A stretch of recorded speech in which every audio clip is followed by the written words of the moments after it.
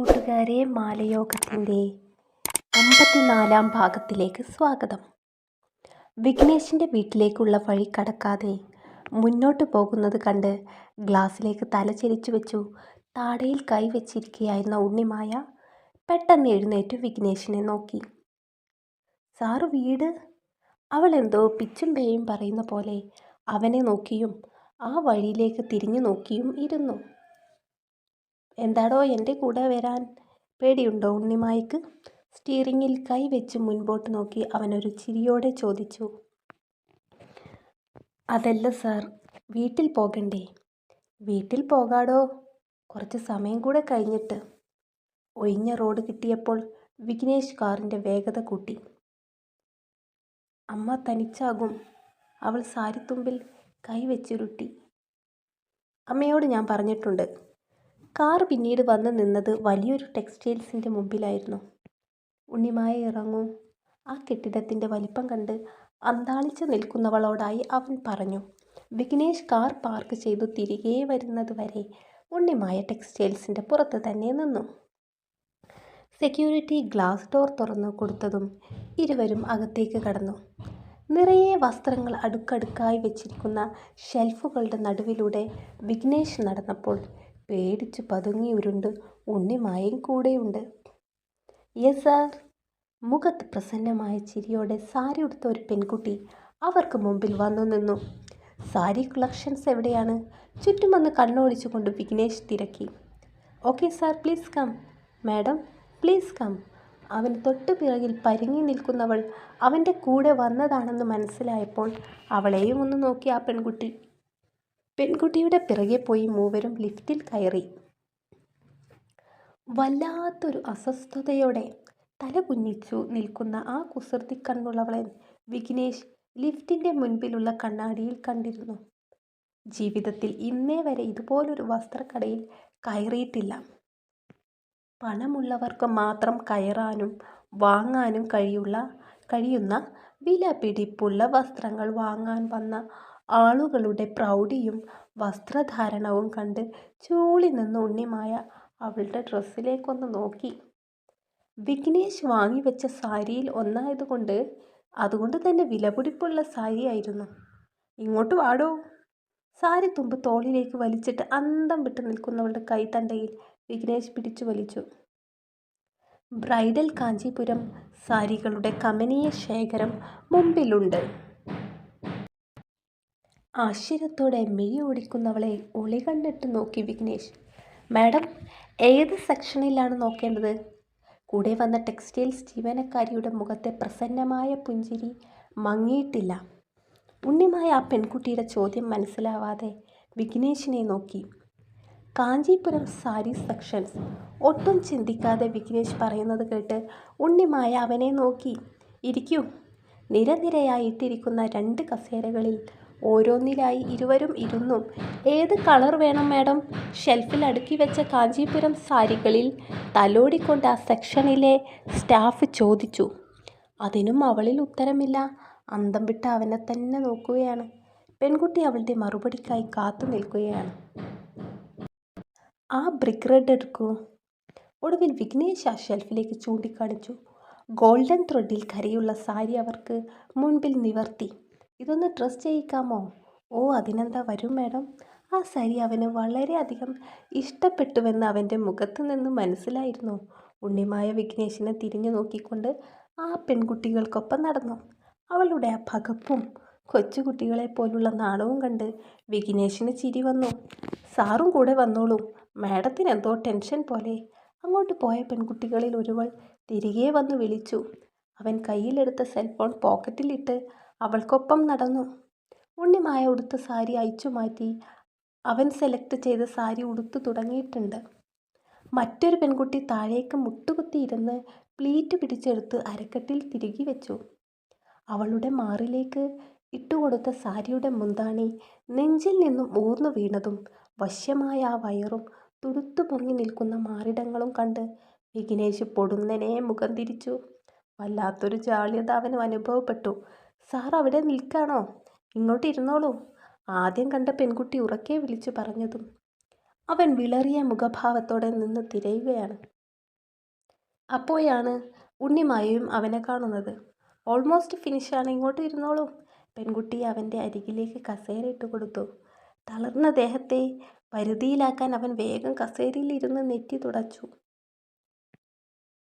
ഭംഗിയുള്ള ആ സാരി അതിനേക്കാൾ ഭംഗിയിലും വൃത്തിയിലും ഉടുത്തു ഉണ്ണിമായെ അവന് മുമ്പിലേക്ക് കൊണ്ടുവന്ന് നിർത്തിയപ്പോൾ അവൾക്കും അഭിമാനം തോന്നി. അവളെ അവൻ ഇഷ്ടപ്പെട്ട ആ വേഷത്തിൽ ദേവിയെപ്പോലെ കണ്ടപ്പോൾ അത്ഭുതത്തോടെ കണ്ണ് ഒന്നുകൂടെ അടച്ചു തുറന്നു. പെർഫെക്റ്റ്. അറിയാതെ അവൻ്റെ അധരങ്ങൾ മന്ത്രിച്ചു. ഇത്രയും വിലയുള്ള സാരി ഒന്നും എടുക്കണ്ടായിരുന്നു സാറേ. വില ഓർക്കുമ്പോഴേ കയ്യും കാലും വറക്കുക. കാറിൻ്റെ പിൻസീറ്റിൽ ഇരിക്കുന്ന കവറിനെ ഉണ്ണിമായ ബോംബിനെ നോക്കുന്ന പോലെ നോക്കി.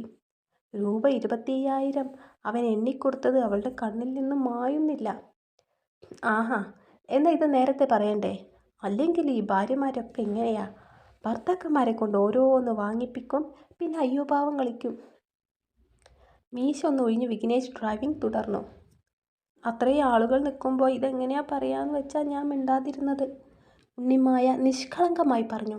ഇനിയും പറഞ്ഞാൽ അവൾ കരയും. സംഭവം തനിക്കിഷ്ടമായി എന്ന് എനിക്ക് മനസ്സിലായി. താൻ ഉടുത്ത് നടക്ക്. കൂട്ടുകാരിക്ക് വിശേഷമൊക്കെ ഉള്ളതല്ലേ. ഈ സാരി ഉടുത്ത് അവളെ ഒന്ന് കാണാൻ പോകാലോ. താൻ എൻ്റെ തറവാട്ടിലെ ആത്തോലമ്മയല്ലടോ.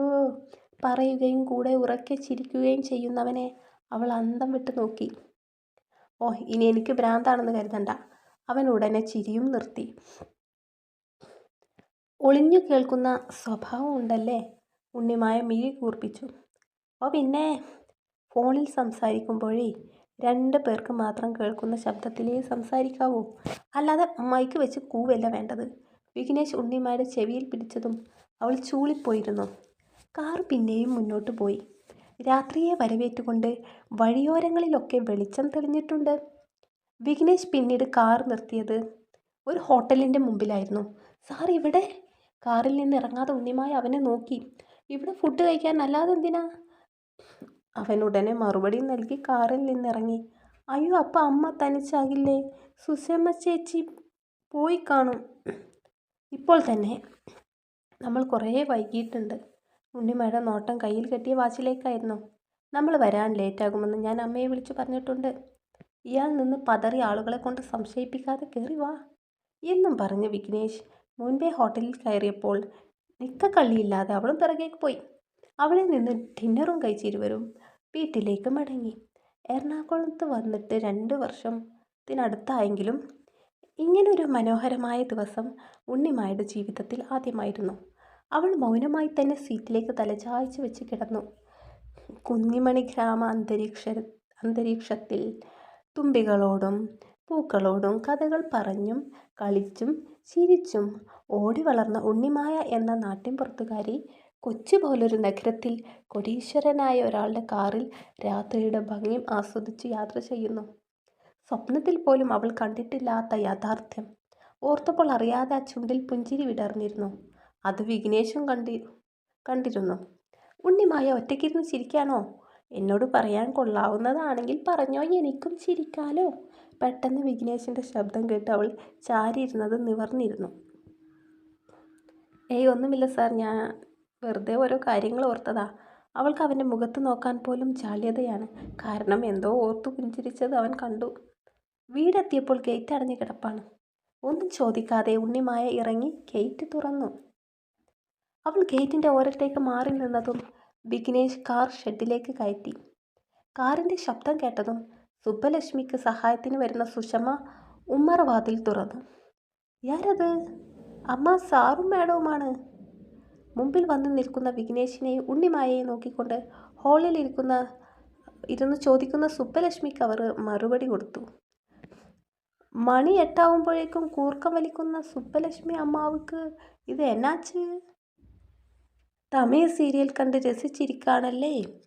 ഉറക്കെ ചിരിയോടെ വിഘ്നേഷ് സുബ്ബലക്ഷ്മിയുടെ അതേ ടോണിൽ പറഞ്ഞുകൊണ്ട് ആ കൊഴുത്തു തൂങ്ങിയ കവിളുകളിൽ പിടിച്ചു. ഇതെന്നാ വിക്കി, നിങ്ങൾ ഇത്ര വേഗം തിരിച്ചെത്തിയത്? ഞാൻ നിങ്ങൾ നാളെ വരുമെന്നാ നനച്ചത്. സുബ്ബലക്ഷ്മി ചാരിയിരുന്ന സോഫയിൽ നിന്ന് പ്രയാസപ്പെട്ട് എഴുന്നേറ്റ് നേരെയിരുന്നു. അതെന്താ അമ്മേ, നാളെ വരെ ഞങ്ങൾക്കവിടെ? വിഘ്നേഷ് മിഴികൾ വിടർത്തി കുസൃതിയോടെ തിരക്കി. കല്യാണം കഴിഞ്ഞ ഭാര്യയും ഭർത്താവും ഹണിമൂണൊക്കെ പോകുന്നത് കണ്ടിട്ടില്ലേ? നീ ഊട്ടിക്കെന്നൊക്കെ വലിയ വായിൽ പറയുന്നത് കേട്ടപ്പോൾ ഞാൻ അതാണെന്ന് ഓർത്തു. അവർക്ക് ചിരി വരുന്നുണ്ടെങ്കിലും വാക്കുകളിൽ സ്ഥായിയായുള്ള ഗൗരവം ഉണ്ടായിരുന്നു. എന്നാൽ എൻ്റെ പൊന്നമ്മ എഴുതാപ്പുറം ഒന്നും വായിക്കണ്ട.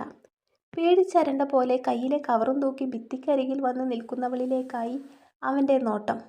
ഉണ്ണിമായ ഇങ്ങു വാ. സുബ്ബലക്ഷ്മി വാത്സല്യത്തോടെ വിളിക്കുന്നത് കേട്ട് അവൾ അവരുടെ അരികിലേക്ക് ചെന്നു. അമ്മ, ഇത് സാറ് വാങ്ങിത്തന്ന സാരിയാ. അവൾ പുഞ്ചിരിയോടെ സാരി ആ കവറിൽ നിന്ന് എടുത്തു കൊടുത്തു. കൊള്ളാലോ, നല്ല സെലക്ഷൻ. യശോധരയുടെ മകൻ്റെ വിവാഹമല്ലേ വരുന്നത്. അന്ന് ഉണ്ണിമായ ഈ സാരി ഉടുത്താൽ മതി. ഈ സാരി ഉടുത്ത് നിന്നെയും കൂട്ടി അമ്മക്ക് അവിടെയുള്ള ബന്ധുവീടുകളിലൊക്കെ ഒന്ന് പോകണം.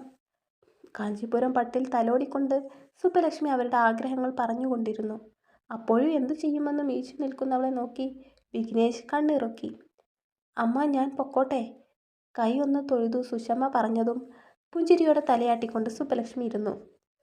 നിങ്ങൾ ഇന്ന് വന്നില്ലെങ്കിലോ എന്ന് കരുതി ഞാൻ അവളെ ഉച്ചയ്ക്ക് പോകാൻ അനുവദിച്ചില്ല.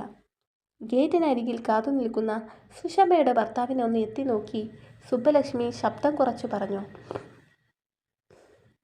TV ഓഫ് ചെയ്ത് സുബ്ബലക്ഷ്മി മുറിയിൽ പോയി കിടന്നതും ഉണ്ണിമായ ഹാളിലെയും അടുക്കളയിലെയും ലൈറ്റ് ഓഫ് ചെയ്തു വെള്ളം ജഗ്ഗിലെടുത്തു മുകളിൽ എത്തിയിരുന്നു. ഇപ്പോൾ ആശയക്കുഴപ്പങ്ങളൊന്നുമില്ല. നേരെ വിഘ്നേഷിൻ്റെ മുറിയിലേക്ക് തന്നെ. അമ്മ പറഞ്ഞതുപോലെ നമുക്കൊരു ലോങ് ട്രിപ്പ് പോകാമായിരുന്നു അല്ലേ? ഉണ്ണിമായ കൊണ്ടുവച്ച ജഗ്ഗിലെ വെള്ളമെടുത്ത് കുടിച്ചുകൊണ്ട് വിഘ്നേഷ് തിരക്കി. അവളോട് സംസാരിക്കാൻ അവൻ ഓരോ കാര്യങ്ങൾ എടുത്തിടുകയാണെന്ന് ഉണ്ണിമായക്ക് തോന്നി. സാർ പറയുന്നത് കൊണ്ട് വിഷമൊന്നും തോന്നരുത്. എന്നോട് ഇങ്ങനെ ഒന്നും പെരുമാറേണ്ട.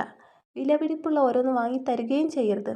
ഈ അവസ്ഥയിലൂടെ ഒക്കെ കടന്നു പോകുമ്പോൾ ഞാൻ അതൊന്നും ആസ്വദിക്കുകയല്ല. വല്ലാത്തൊരു ശ്വാസം മുട്ടലോടെ പറഞ്ഞു തുടങ്ങുമ്പോഴേ മിഴികൾ നിറഞ്ഞൊഴുകിയിരുന്നു. മറ്റുള്ളവർ പറഞ്ഞു സ്വൈര്യം തരാത്തത് കൊണ്ട് മാത്രം സാർ എന്നെ സ്നേഹിക്കരുത്. ഒരു തരത്തിലുള്ള സ്നേഹത്തിനും ഞാൻ അർഹയല്ല. വിറക്കുന്ന കരങ്ങൾ ചേർത്ത് പിടിച്ചു അവൾ അവൻ്റെ മുമ്പിൽ കരഞ്ഞു കലങ്ങിയ മിഴിയോടെ നിന്നു. ആ മുഖം അങ്ങനെ കാണേ അവൻ്റെ ഹൃദയം വ്യഥയാൽ പൊള്ളി. നിറഞ്ഞാടിയ ഉല്ലാസവും ഉത്സാഹവും നിമിഷ നേരം കൊണ്ട് ഇല്ലാതായി. തനിക്ക് മുമ്പിൽ വിതുമ്പി നിൽക്കുന്നവളുടെ അരികിലേക്ക് ഒന്നുകൂടെ ചേർന്നു നിന്നു. ആ നീക്കം മനസ്സിലാക്കി അവൾ തല ഉയർത്തി നോക്കിയതും വിഘ്നേഷ് അവളെ നെഞ്ചോട് ചേർത്തിരുന്നു. ശരീരം തണുത്തുപോയി. ഹൃദയം നിലച്ചതുപോലെ അവളും ആ നെഞ്ചിൽ മിഴിപൂട്ടി കിടന്നു പോയി. സ്വന്തം മനസ്സാക്ഷിയോട് ശരിയും തെറ്റും ഒരുപാട് തവണ കൂട്ടിയും കിഴിച്ചും ചോദിച്ചു കൊണ്ടേയിരുന്നു ഞാൻ. ഏത് വഴിയെ പോകുമെന്ന് അറിയുന്നുണ്ടായിരുന്നില്ല. ആർക്കോ വേണ്ടി തന്നെ സ്നേഹിച്ച് തുടങ്ങുകയല്ല, എനിക്ക് വേണ്ടി. താൻ എന്നിൽ നിന്നും എങ്ങും പോവാതിരിക്കാൻ വേണ്ടി. ഒരു ശക്തിക്കും തന്നെ വിട്ടുകൊടുക്കാൻ കഴിയാത്തതുകൊണ്ട് വിഘ്നേഷ് ഉണ്ണിമായയെ സ്നേഹിക്കുന്നു. അനശ്വരമായ ഈ പ്രണയദീപം ഒരിക്കലും അണയരുതേ എന്ന് ഈശ്വരന്മാരോട് പ്രാർത്ഥിക്കുന്നു. പറയുമ്പോൾ അവളുടെ നെറുകയിൽ അവൻ താടി കൊണ്ട് പതിയെ ഒഴിഞ്ഞിരുന്നു. തുടരും. അപ്പോൾ എന്താ, സന്തോഷമായിട്ടിരിക്കും. ഉണ്ണിമായ വിഘ്നേഷിനുള്ളത് തന്നെയാണ്, ആരും ടെൻഷൻ ആവണ്ട. പിന്നെ ഞാനിതിൽ പറഞ്ഞായിരുന്നു ഉണ്ണിമായ ഭയങ്കര ആശ്ചര്യത്തോടെ ആ ജീവിതത്തേക്ക് നോക്കി കണ്ടു. അതിന് എന്താ കാര്യം, അത് കുറച്ച് മുന്നേ ഉള്ള കഥയാണ്, കുറച്ച് പണ്ട് കാലത്തെ കഥയല്ലേ. അതുകൊണ്ടാണ് കേട്ടോ ഉണ്ണിമായ പോലും അവളുടെ ജീവിതം മാറിയത് കണ്ട് അതിശയിച്ചത്. ഗ്രാമത്തിൽ നിന്ന് നഗരത്തിലേക്കൊരു ചേക്കേറൽ അന്ന് കാലത്ത് അത്ര പെട്ടെന്ന് സാധിക്കുന്ന ഒന്നായിരുന്നില്ല. നിങ്ങൾക്ക് കഥ ഇഷ്ടമാകുന്നുണ്ടോ എന്ന് ഞാൻ ചോദിച്ചുകൊണ്ടേ ഇരിക്കുകയാണ്. ഇഷ്ടമാകുന്നുണ്ടെങ്കിലും ഇല്ലെങ്കിലും ദയവായി നിങ്ങൾ എൻ്റെ ചാനൽ സബ്സ്ക്രൈബ് ചെയ്യണം. ഞാൻ സ്വപ്നം കാണുന്ന കിനാശ്ശേരി 1000 സബ്സ്ക്രൈബേഴ്സുള്ള ആ ചാനൽ കേട്ടോ. Thank you.